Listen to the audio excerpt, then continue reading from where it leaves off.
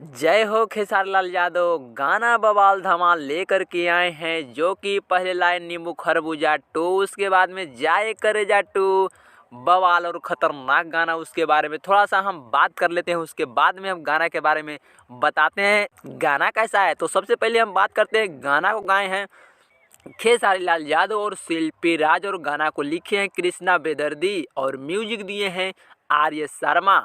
और इस वीडियो गाना में नज़र आ रहे हैं सपना चौहान, जो कि एकदम बवाल और धमाल मचा के रख दी हैं। ऐसा लग रहा है देखने में कि नींबू खरबूजा टू से ये भी गाना ज़्यादा रिकॉर्ड तोड़ेगा, क्योंकि व्यूज इतना तेज़ी से इस पर बढ़ रहा है।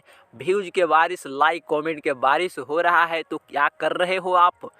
अगर आप इस गाना को इंतजार कर रहे थे, जाए करेजा टू कब गाना आएगा, तो गाना आ गया है भाई, गाना आ गया है। जल्दी से जाओ देखो जाए करेजा टू। खेसारी लाल कैसे बवाल और धमाल मचा रहे हैं, और खेसारी लाल यादव जी का सपोर्ट ज़्यादा से ज़्यादा कीजिए, और उसके साथ साथ मेरा भी सपोर्ट कीजिए, क्योंकि खेसारी लाल यादव का वीडियो हम लाते रहते हैं। तो जाओ, बेस्ट भोजपुरी के यूट्यूब चैनल से गाना आया है, बवाल धमाल मचा के रख दिया है।